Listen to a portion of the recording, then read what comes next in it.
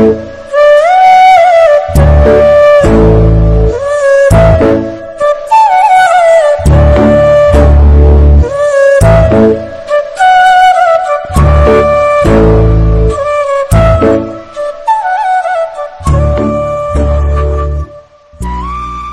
All, எல்லோரும் எப்படி இருக்கீங்க? Hope all are fine. நாங்களும் ரொம்ப நல்லா இருக்கோம். அண்ட் இந்த விலாகில் என்னோடய சாட்டர்டே அண்ட் சண்டே வீக்கெண்டில் வந்து நான் என்ன பண்ணேன் அப்படிங்கிறத வந்து ஷேர் பண்ணியிருக்கேன். அண்ட் வீடியோ பார்த்திங்கன்னா சாட்டர்டே ஒரு ஆஃப்டர்நூன் 3 o'clock மேலே தான் ஷூட் பண்ணவே ஸ்டார்ட் பண்ணேன். வியாஷ் குட்டி தூங்கினா தான் எனக்கு வீட்டில் வந்து வேலையே ஓடும். அதுலேயும் பாருங்கள், சார் விளையாடிட்டு அப்படியே புட்டு இன்றைக்கி தூங்க போயிட்டாரு. செம்ம டயர்ட் அவருக்கு. ஸோ எல்லாமே எடுத்து வச்சாதான் எனக்கு அடுத்த வேலை வந்து ஸ்டார்ட் பண்ணுறதுக்கு ஈஸியாக இருக்கும். அண்ட் எஸ், என்ன மாதிரி வேவி ஹேர் இருக்கிறவங்களுக்கு கண்டிப்பாக ஹேர் வாஷ் பண்ணால் ஹேர் வந்து தேங்காய் நார் மாதிரி தான் இருக்கும். நானும் நிறையா ஷாம்பு மாற்றி பார்த்துட்டேன். இப்போ நான் யூஸ் பண்ணுறது பார்த்திங்கன்னா சன்சில்க். பட் இருந்தாலுமே வந்து பெட்டர் ரிசல்ட்ஸ் கிடையாது. அப்போ என்னோடய சிஸ்டர் வந்து டவ் கண்டிஷனர் யூஸ் பண்ண சொல்லி ரெக்கமெண்ட் பண்ணியிருந்தாங்க. ஸோ அந்த அன்னைக்கு நான் ஃபர்ஸ்ட் டைம் யூஸ் பண்ணியிருந்தேன். உண்மையாகவே ஹேர் அவ்வளோ சாஃப்டாக இருந்தது. இன்கேஸ் நீங்களும் இந்த ப்ராப்ளம் ஃபேஸ் பண்ணிங்கன்னா கண்டிப்பாக ட்ரை பண்ணி பாருங்கள். ஹாய், என்னடா வீடியோ கிடையில அப்படியே பேசுகிறாங்களே அப்படின்னு நினைக்காதீங்க. நான் வந்து பாட்டி ட்ரைனிங் பற்றி அப்லோட் பண்ணியிருந்தப்போ ஒரு சப்ஸ்கிரைபர் எனக்கு கேட்டிருந்தாங்க, டைப்பர் வந்து எப்படி ஸ்டாப் பண்ணுறது அப்படின்னு. ஏன்னா பாட்டி ட்ரைனிங்கில் ஃபஸ்ட்டு ஸ்டெப்பே பார்த்தீங்கன்னா டைப்பர் ஸ்டாப் பண்ணுறது தான். ஸோ வியாஷ் குட்டிக்கு வந்து நான் எப்படி டைப்பர் ஸ்டாப் பண்ணேன் அப்படிங்கிற டிப்ஸ் வந்து ஷேர் பண்ண சொல்லியிருந்தாங்க, அவங்களுக்கு யூஸ்ஃபுல்லாக இருக்குன்னு.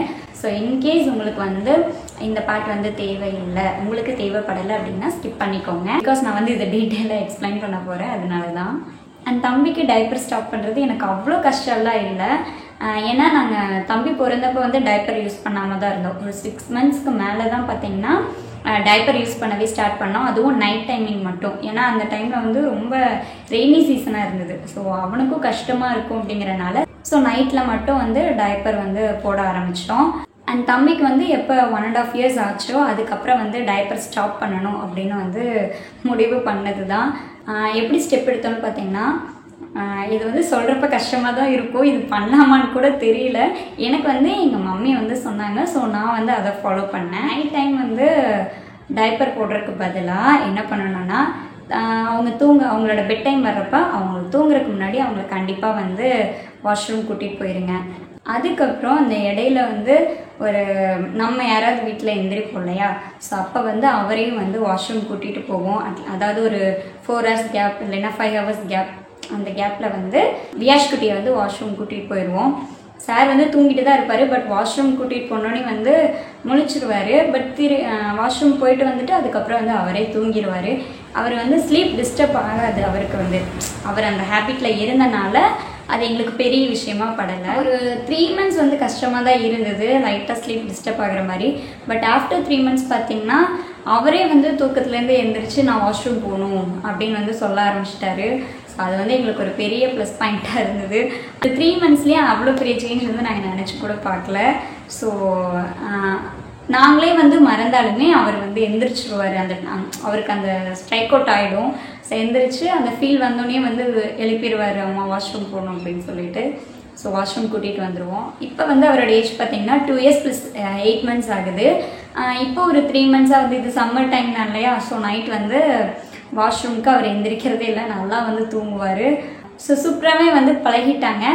பட் இது வந்து எல்லா கிட்ஸுக்கும் வந்து ஒர்க் அவுட் ஆகாது. ஏன்னா ஸ்லீப் வந்து கண்டிப்பாக நம்ம டிஸ்டர்ப் பண்ணக்கூடாது. நாங்கள் வந்து ஜஸ்ட் வந்து ஒரு 1 month வந்து ட்ரை பண்ணி பார்த்தோம். அவருக்கு ரொம்ப டிஸ்டர்பாக இருந்ததுன்னா விட்டுறலாம், அதுக்கப்புறம் கூட பழகிக்கலான்னு. பட் அவர் வந்து அடாப்ட் பண்ண ஆரம்பிச்சிட்டாரு. அவருக்கு அது ஈஸியாக தான் இருந்தது. அவர் வந்து மறுபடியும் போய் ஈஸியாகவே தூங்கிட்டார்.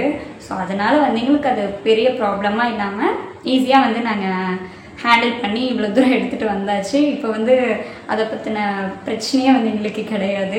ஸோ வந்து இதே வந்து நீங்கள் ஃபாலோ பண்ணணும்னு நான் கண்டிப்பாக சொல்ல மாட்டேன். ஏன்னா எல்லா கிட்ஸும் வந்து ஒரே மாதிரி இருக்க மாட்டாங்க.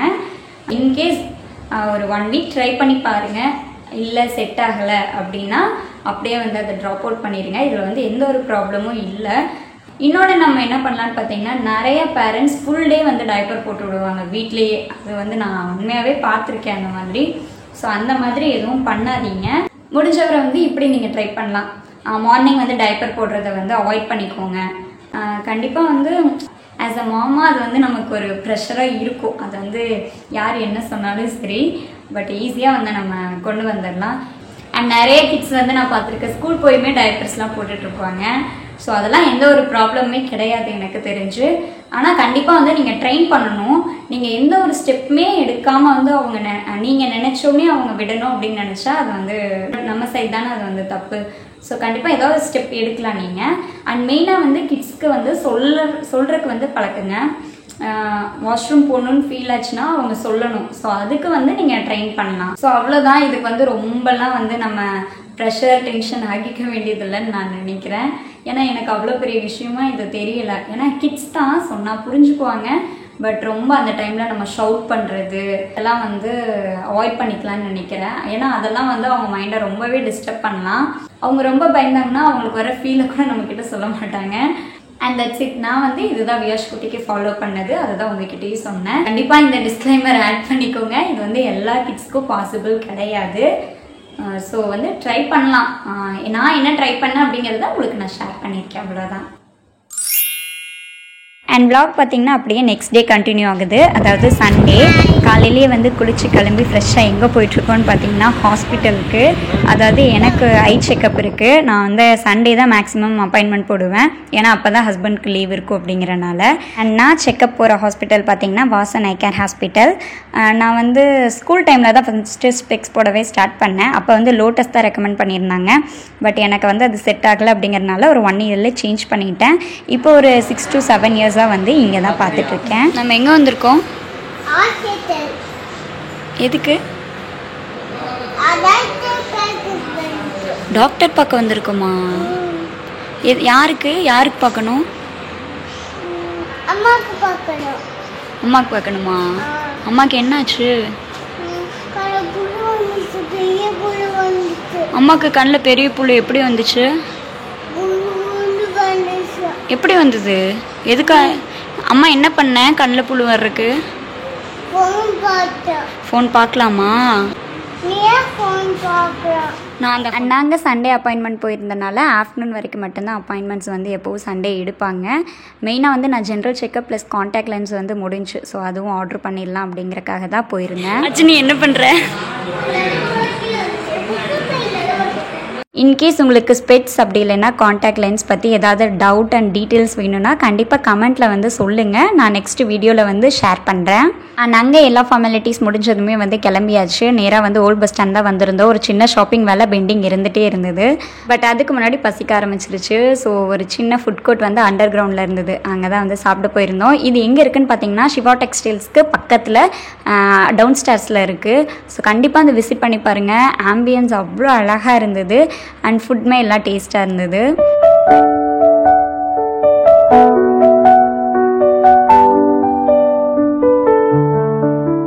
அண்ட் இந்த ஷாப் நேம் போக எஃப்னு நினைக்கிறேன். பை 1 get 1 ஃப்ரீ ஆஃபர் வந்து போயிட்டு இருந்தது. மில்க் ஷேக்ஸ் எல்லாமே ஆஃபரில் இருந்தது. பட் நாங்கள் எதுவும் வந்து ட்ரை பண்ணல. பட் இதே மாதிரி ஒரு ஷாப் வந்து பல்லடமில் இருந்தது. அப்போ வந்து ட்ரை பண்ணேன். எல்லாமே வந்து டேஸ்டியாக இருந்தது. அண்ட் டேஸ்ட் வைஸுமே எல்லாமே நல்லா இருந்தது. ப்ரைஸ்மே ரொம்ப ரீசனபிளாக இருந்தது. ஸோ ஒரு நல்ல ஆம்பியன்ஸில் பீஸ்ஃபுல்லாக உட்காந்து சாப்பிட்ணும் அப்படின்னு நினச்சிங்கன்னா கண்டிப்பாக இந்த ஷாப்பை வந்து விசிட் பண்ணி பாருங்கள். அண்ட் அங்கேருந்து சாப்பிட்டு முடிச்சதுமே வந்து ஆப்போசிட்டில் பிக் பாஸ் இருந்தது. எப்போவும் அங்கெல்லாம் போனதே கிடையாது. சரி ஹஸ்பண்ட் இந்த தடவை வந்து போய் பார்க்கலாம் அப்படின்னு சொன்னாங்க. அண்ட் உள்ளே போனதுமே வந்து நிறைய கலெக்ஷன்ஸ் வச்சுருந்தாங்க. நான் ஜென்ஸ்க்கு மட்டும்தான் இருக்குன்னு பார்த்தேன். பட் அப்ஸ்டேர்ஸில் பார்த்தீங்கன்னா விமன்ஸ்க்குமே வந்து டாப்ஸ் கலெக்ஷன்ஸ்லாம் நல்லா வச்சுருந்தாங்க. எனக்கு சூப்பர் கலர் வேணும். எனக்கு பிங்க் கலர் வேணும். கண்டுபிடிச்ச அம்மாவுக்கு எடுத்து கொடுங்க. வாவ், பிங்க் கலர் எடுத்துட்டீங்க. சூப்பர். ஃப்ரண்ட்டில் காட்டுங்க. வாவ், அம்மாக்கா வேறு கலர் வேணுமே. எனக்கு ஸ்கை ப்ளூ கலர்.